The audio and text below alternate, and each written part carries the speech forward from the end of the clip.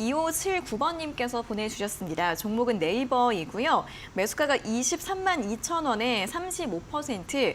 안녕하세요. 추매를 해야 할지 손절을 해야 할지 고민이에요. 어떻게 해야 할까요? 라는 질문을 보내주셨습니다. 자, 네이버 오늘 19만 원 선이 또 무너지면서 18만 9,400원으로 마감을 했습니다.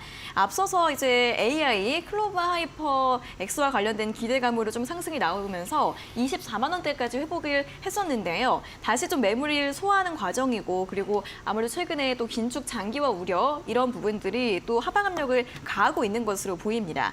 자, 이분은 추매를 해야 할지 손절을 해야 할지 고민이라고 하시는데 어떤 전략이 좀 더 좋을까요? 네, 먼저 추매도 하지 마시고 저기 손절도 하지 않으셔도 좀 될 거라고 보여집니다.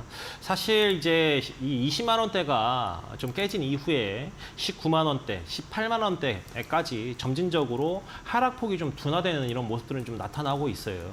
다만 이제 네이버 같은 경우에는 18만 원 선이 저점 구간에 좀 형성이 되고 있고 지지 구간을 좀 형성해 주고 있기 때문에 반등이 나온다고 하면 뭐 요 정도 자리가 아닐까라고 볼 수 있을 것 같습니다. 다만 여기서 비중을 추가적으로 좀 계속 늘리게 된다고 하면 손실폭이 점점 커질 수 있기 때문에 좀 그렇고요.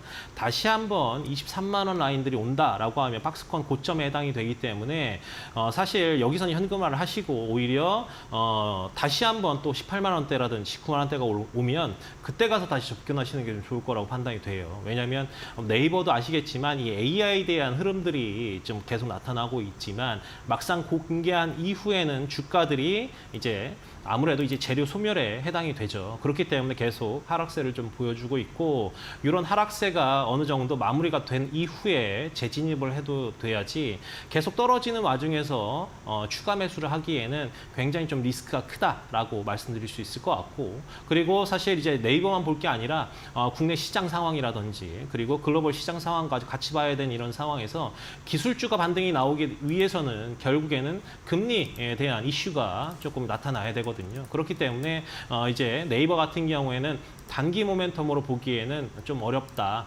중장기적인 관점에서 좀 무겁기도 하고요. 그래서 중장기적인 관점에서 좀 길게 보셔야 되는 측면 다시 한번 좀 말씀을 좀 드리고 아까도 말씀드렸다시피 이 AI에 대한 부분들이 바로 공개를 했지만 이 부분으로 인해서 또 다시 한번 실적의 포트폴리오로 편입이 되면서 실적을 나타나기 위해서는 시간이 좀 필요하거든요. 그래서 이제 그런 부분까지 우리가 소요된다라고 하면 뭐 적어도 내년에는 좀 지켜봐야 될 필요성이 있는 관계로 지금 자리에서는 이제 손절도 하지 않으셨으면 지금이 좀 저점인 상황이라고 보셨으면 좀 좋을 것 같고요. 그렇다고 해서 뭐 추매를 해서 비중을 더 늘릴 필요 없다. 차라리 그 돈 가지고 다른 섹터에 집중을 하시는 게 좀 좋지 않을까라는 측면 다시 한번 좀 말씀을 좀 드릴 수 있을 것 같습니다. 그래서 지금 네이버 같은 경우에는 다시 한번 말씀드리지만 18만 원 선이 저점 라인, 손절 라인이라고 좀 보시면 될 것 같고요.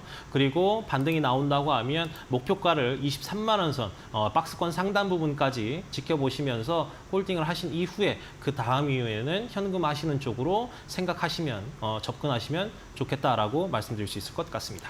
네, 네이버는 일단은 지금 비중 그대로 AI 모멘텀 주목하시면서 보유하는 전략 제시해드렸고요. 다시 한번 23만 원대 회복을 기대해 볼 수 있겠다라는 의견을 제시해드렸습니다.